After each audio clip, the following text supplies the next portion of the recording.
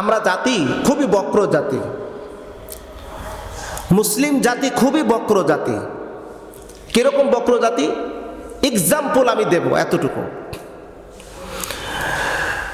গত পরশুদিন তুরস্কের প্রেসিডেন্ট এরদোগানের ছেলে আসছিল বাংলাদেশে। আপনারা সোশ্যাল মিডিয়াতে দেখেছেন কিনা জানি না। আসার পরে ঢাকা বিশ্ববিদ্যালয়ে ঢুকলো। সেখানে ঢাকা বিশ্ববিদ্যালয়ের কিছু অনুদান, অর্থাৎ তুরস্ক থেকে বিশ্ববিদ্যালয়ের জন্য একটা বাজেট ছিল, সেই বাজেটটা শুনানি দিল, ঘোষণা দিল। এরদোগানের সন্তান, সে একজন মুসলিম এবং কি হাফেজে কোরআন। এরদোগানের সন্তান, সেও হাফেজে কোরআন।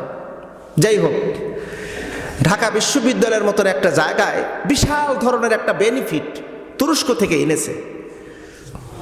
প্রচার হলো না, কোনো মিডিয়ায় প্রচার করলো না, কোনো মিডিয়ায় এই পর্যন্ত প্রচার হয়নি, একটা টেলিভিশনও প্রচার হয়নি, প্রিন্টিং মিডিয়াও নাই, ইলেকট্রিক মিডিয়াও নাই। এখন সোশ্যাল মিডিয়ার কিছু ভাইরা আছে, কারণ যাদের হাতে স্মার্টফোন আছে, যাদের ফেসবুক আইডি আছে, তারা এক একজন সাংবাদিক। আমি মনে করি সোশ্যাল মিডিয়ার মাধ্যম দিয়ে কিছুটা প্রচার হলো, আর এই হলুদ মিডিয়াগুলো প্রচার করলো না। কেন প্রচার করলো না? কারণ জাতির বিবেকটা নষ্ট করে দিয়েছে। আমি আগেই বলেছি না, আমরা মুসলিম জাতি, আমাদের ভিতরে একটা বক্রতা সৃষ্টি হয়ে গেছে। যদি প্রচার হতো কোনগুলো? ইন্ডিয়ার পানিতে ভেসে এসেছে একটা হাতি।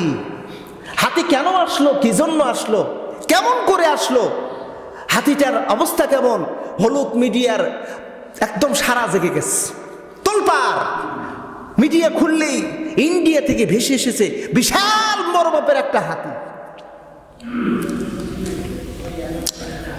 এক কথা হলো, আমাদের বিবেকটাকে কোন ক্ষেত্রে ব্যবহার করা হচ্ছে? আমরা জাতে মাতালে একটা দিকে, কিন্তু তালে ঠিক আছে, মানে আমাদের স্বার্থর দিক দিয়ে আমরা, মানে সেটা যদি কোরআন সুন্নাহর বাহিরে হয়, হোক ইসলাম বিরোধী হোক, হোক সমস্যা নাই, কিন্তু আমার স্বার্থটাকে হলো সবচেয়ে বড় দেখতেছি। এই জন্য আল্লাহ পাক বলেছেন, ওয়ালা আসর ইন্নাল ইনসানা লাফি খুসর। সময়ের কসম, সমস্ত মানুষগুলো ক্ষতিগ্রস্তর মধ্যে আছে, চার শ্রেণীর মানুষ ব্যতীত। যারা ঈমান এনেছে, ভালো কাজ করেছে, সত্য পথে থেকেছে, সবুরের পথ অবলম্বন করেছে। আচ্ছা, আমি যতটুকু জানি, মানে এটা আমার ব্যক্তিগত কিন্তু গবেষণা, আমার ব্যক্তিগত গবেষণা, আপনারা আমার মন খারাপ করেন না, যেহেতু এটা past to past, not again to past, যেটা অতীত হয়ে গেছে অতীত, অতীতকে আমি সামনে আনতে চাচ্ছি না।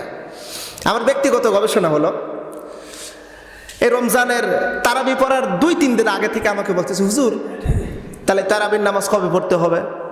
হয়তো আপনারা কেউ আমাকে জিজ্ঞাসাবাদ করেন নাই, কিন্তু আমার এলাকার মুসল্লিরা আমাকে অনেকে করেছে, হুজুর তারাবির নামাজ কবে পড়তে হবে? তো বললাম, যেদিন ঘোষণা হয় সেদিন পড়বেন। মানে আমি একটু কায়দা করে একটু প্রশ্নের উত্তর দিছি। এবার এসে বলতেছে, হুজুর একটু বলবেন না তারাবির নামাজের একটু নিয়ম কায়দায় 1 বছর পর পড়তে, হুজুর মনে থাকে না, একটু নিয়ম কায়দাটা একটু বলে দেন। তাই বললাম যে আচ্ছা বলতেই হবে। বলে হ্যাঁ হুজুর বল। কোনো আচ্ছা আমি একটু ভেবে চিনতে নেই, তারপর পরে বলবো। মানে আমার কিছু এই কথাগুলো বলার কারণ হলো, আমি অনেক আগে থেকে একটা বিষয় আমি খুব চিন্তা গবেষণা করে বের করেছি। যাই হোক, তারাবির নামাজের নিয়ম আমার কাছ থেকে শুনতে চাচ্ছে। মাঝে মধ্যে টেলিফোন করে বিভিন্ন জায়গা থেকে ফোন করে বলে, হুজুর এই মাসালাটি একটু বলেন তো। তো হুজুর আমি এই এমন একটা অন্যায় কাজ করেছি, এটার ব্যাপারে একটু সমাধান করেন তো। হুজুর আমি নামাজ পড়তে গিয়ে একটু ভুল করেছি, এর সমাধান একটু বলেন তো। দেখেন, এরকম আমরা হুজুরদের কাছে সমাধান চাই কি চাই না? যারা বললেন না তারা মন কাছে চান না, তাই না? আপনারা সবাই চান না? মানে আমাদের কোনো কিছু প্রয়োজন হলে আমরা কিন্তু আলেম ওলামার কাছে জিজ্ঞেস করি, হুজুর এটার ব্যাপারে একটু সমাধান দেন, ওটার ব্যাপারে সমাধান দেন।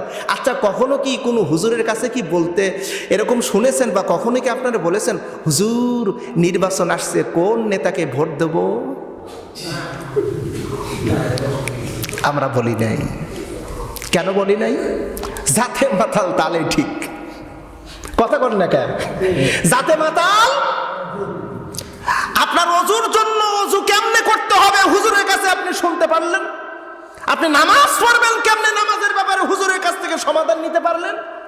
আপনি তারাবির নামাজ কেমনে পড়বেন, রোজা কেমনে রাখবেন, যাকাত কেমনে দিবেন, হজ কেমনে করবেন, ইন টোটাল সমস্ত বিষয় আপনি হুজুরের কাছ থেকে ফতোয়া নিলেন, হুজুরের কাছ থেকে জানলেন। আর আপনি একটা নেতা নির্বাচন করবেন, একটাবারও হুজুরের কাছে জিজ্ঞেস করলেন না, হুজুর কাকে নেতা বানাবো? তার মানে হলো ওই যে একটা কথা আছে, জাতে মাতাল তালে ঠিক। এটা আমার গবেষণায় আমি এটা বের করেছি। কেন বের করেছি জানেন?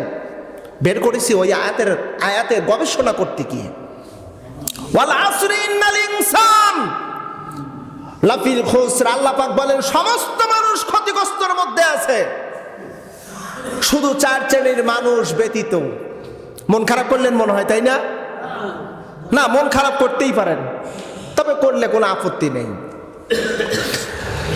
একটা কথা মনে রাখেন, আমি মানুষ, আপনি মানুষ, আমরা প্রত্যেককেই এক একজন আমরা মানুষ।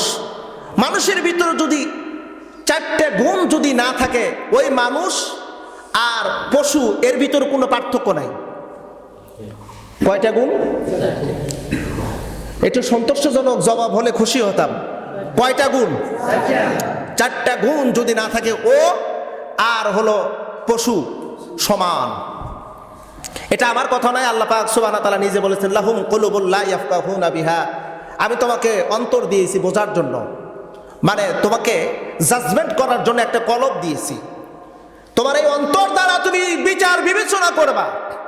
তুমি যদি সঠিকটা যদি নির্ণয় করতে না পারো, তাহলে তোমার কপাল পোড়া, 1 নাম্বার। 2 নাম্বার, আমি তোমাকে চোখ দিয়েছি দেখার জন্য। চোখটা দিয়ে ভালো কিছু যদি তুমি নির্ণয় করতে না পারো, এটা ভালো নাকি মন্দ, চোখ দিয়েছি।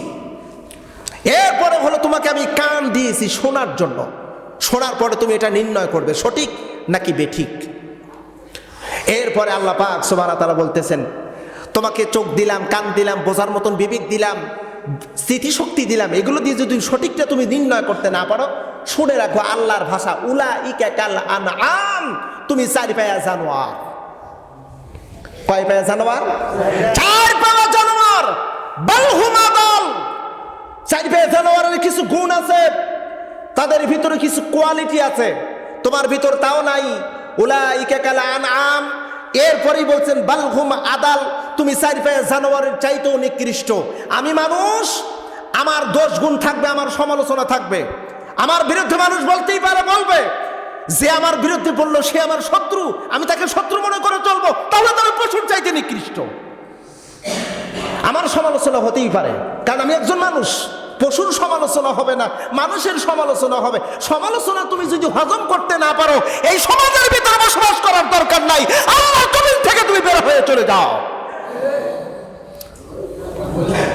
সমালোচনাকে সহ্য করতে হবে, কারণ আমি মানুষ, মানুষেরই সমালোচনা হবে।